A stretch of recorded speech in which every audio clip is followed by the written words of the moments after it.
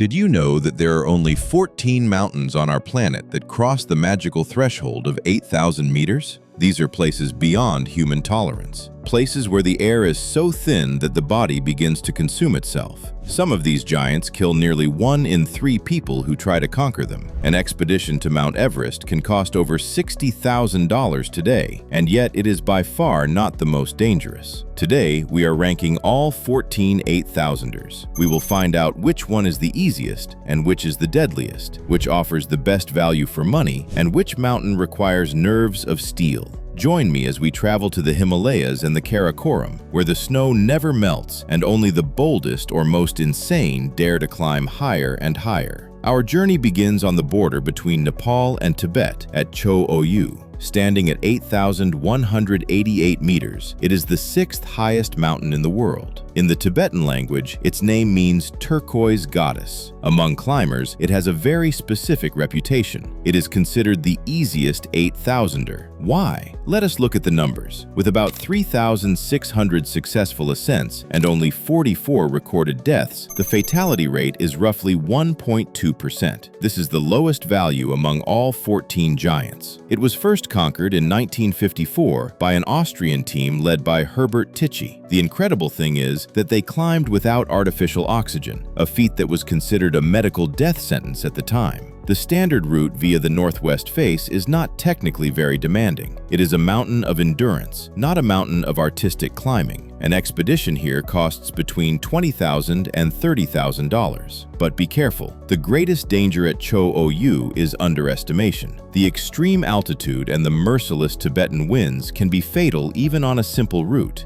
But now, let's talk about the most dangerous place a human can tread. Annapurna in Nepal, 8,091 meters. Statistically, the most dangerous mountain in the world. The fatality rate is nearly 30%. Let that sink in. Almost every third climber who attempts the summit does not return alive. It was conquered in 1950 as the first 8,000er ever, but the danger here lies in nature itself. The north face is an avalanche hell. Giant masses of ice break off constantly and without any warning. Annapurna is not a mountain you can defeat with pure skill. Here, you need one thing above all: massive luck. But as impressive as Annapurna is, most eyes are fixed on the massif right next to it, on the throne made of money and ice. We come to the giant itself, Mount Everest, 8,848 meters. It is not only the highest, but today undoubtedly also the most expensive mountain in the world. With Nepal's new permit fees alone costing $15,000 per person, total costs can reach up to $70,000. Everest has become a playground for the super rich and the professionals. Since Hillary and Tenzing stood at the top for the first time in 1953, over 11,000 people have reached the summit. But this fame has a dark price. Over 335 people lost their lives on Everest. The fatality rate is about 3%. The greatest danger today, however, is not just nature, but man himself. We all know the pictures of the traffic jams in the death zone. Above 8,000 meters, the human body can no longer regenerate oxygen. It dies minute by minute. Every second spent waiting in line at the Hillary step consumes valuable oxygen reserves. Everest today is a logistical masterpiece, but when the weather turns, it becomes a mass grave within minutes.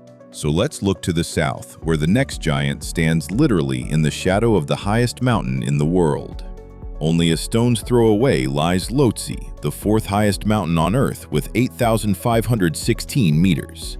In fact, Everest and Lhotse climbers share the route up to an altitude of nearly 8,000 meters. Their paths only diverge at the so-called Geneva Spur. While the masses turn left toward the Everest summit, the path to Lhotse leads through the notorious Lhotse Couloir, a steep, narrow, and often icy gully that demands everything from the climbers. The first ascent was achieved in 1956 by the Swiss climbers Ernst Reis and Fritz Luxinger. Even though it is so close to Everest, Lhotse is a completely different caliber. It is steeper, rockier, and often colder. With a fatality rate of about 2%, it is statistically safe, but physically absolutely soul-crushing. Many professionals today attempt the double header, first Everest, then directly over to Lhotse. It is a torture that pushes the body to its absolute biological limit. So let's leave the Himalayas and fly deep into the Karakoram of Pakistan. There, you will find the absolute bargain of the death zone. This is where Gasherbrum II stands, 8,035 meters high. An expedition here often costs only $12,000 to $18,000. It is considered technically moderate and has a fatality rate of about 3%. First climbed in 1956 by Austrians, it offers wide snowfields and one of the most beautiful views of nearby K2. But do not be fooled. The danger in the Karakoram is its unpredictability. The weather here is more unstable than in the Himalayas. Storms roll over the Baltoro Glacier without any warning. Those looking for an 8,000er on a small budget almost always end up here, but they pay for it with a much higher weather risk. Not far away from there, another challenge awaits, one that lures many climbers into a trap through an optical illusion.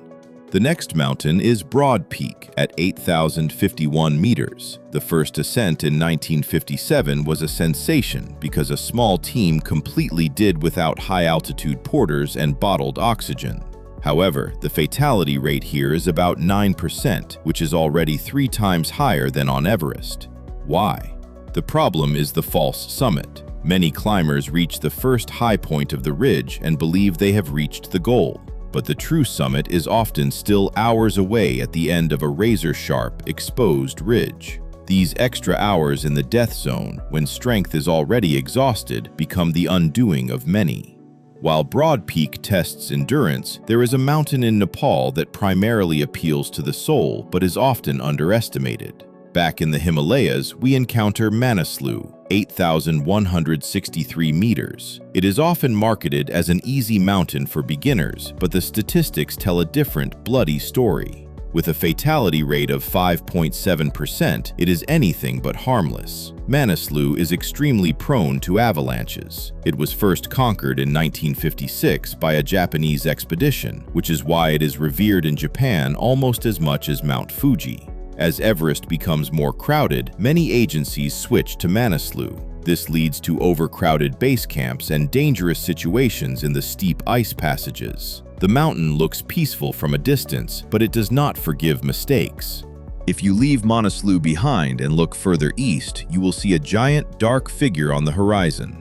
Makalu is an isolated, striking pyramid at 8,485 meters in height. Among experts, it is considered one of the most technically difficult mountains in the world. Only about 525 people have stood on its summit so far, with a fatality rate of 7%. Makalu is famous for its steep rock walls and extreme exposure to the jet stream winds. There is no easy route here. Anyone attempting Makalu must be a true climber, not just an altitude tourist. It is a lonely, proud mountain that demands absolute respect. It only gets lonelier when you cross the border into Tibet, to a giant that was almost invisible to the world for decades. At 8,027 meters, Shisha Pangma is the lowest of the 14, but do not be fooled. It is located entirely on Tibetan territory and was closed to Western climbers for a long time. It was first climbed in 1964 by a Chinese team. The fatality rate is about 8%. The greatest challenge here is often the political situation and the infinitely long journey across the Tibetan plateau. Shishapangma is notorious for its dangerous wind slabs. In recent years, there have been serious accidents due to avalanches that killed even absolute world-class climbers. Those who want to trade the silence of Tibet for the technical hardness of Pakistan often end up at a mountain that reveals itself very late. Gasherbrum I, also known as Hidden Peak, lives up to its name. At 8,080 meters, it is hidden so deep in the Karakoram that you only get to see it after days of trekking. It is technically much more demanding than its neighbor G2. The fatality rate is 9%. In 1958, it was first climbed by Americans. The ascent requires long hours of climbing in steep ice and mixed terrain. It is a mountain for purists who seek absolute solitude. Yet solitude can also be found in Nepal, at a mountain once thought to be the highest in the world. Dhaulagiri in Nepal, 8,167 meters high, is famous for its massive south face, which drops nearly 4,000 meters vertically. The fatality rate on Dhaulagiri is a staggering 13%. It is notorious for its sudden, violent weather changes. Those trapped up there in a storm have almost no chance. Dhaulagiri does not forgive errors in logistics and demands an iron psyche. We now enter the realm of the truly deadly mountains, where nature loses all sense of proportion. Kangchenjunga is the third highest mountain in the world at 8,586 meters. It is so remote on the border between Nepal and India that the approach to base camp alone takes 2 weeks. The fatality rate is a proud 18%. Out of respect for local beliefs, many climbers stop just short of the summit so as not to desecrate the home of the gods. The sheer mass of this mountain creates its own microclimate. It is one of the most physically demanding places on our planet. Well, as demanding as it is, there is a mountain in Pakistan whose very name inspires fear. Nanga Parbat, 8,125 meters high, is the stuff of legends and nightmares. It is often referred to as the Killer Mountain because it claimed countless lives. The first try in 1953 by Hermann Buhl remains unsurpassed. He reached the summit in a solo effort and survived the night standing on a narrow ledge. With a fatality rate of over 20%, Nanga Parbat belongs to the absolute elite of danger. There is no hiking trail here. Every meter is a battle for survival. If Nanga Parbat is the mountain of destiny, then the next peak on our list is the holy grail of terror. K2 is the second highest point on Earth at 8,611 meters, but technically the most difficult. While you can almost walk up Everest in good weather, on K2 you have to perform real vertical climbing, and you must do it in the death zone. The fatality rate is about 26%. Notorious is the bottleneck, an extremely narrow corridor beneath a giant hanging glacier. If this block of ice breaks, there is no escape. K2 is merciless. A quarter of all people who ever reached the summit died either during the descent or during further attempts. Those are the 14 giants of our wonderful Earth. Each of them is a world unto itself, a zone where human life is only tolerated for a few moments. Which of these mountains would you like to see from a distance? Or does one of them perhaps even belong on your personal bucket list? Write it in the comments. If you enjoyed this journey into the death zone, leave a subscribe and hit the bell. We will see each other next time when we explore the most extreme places in the world again. Stay brave, but stay safe. Until next time.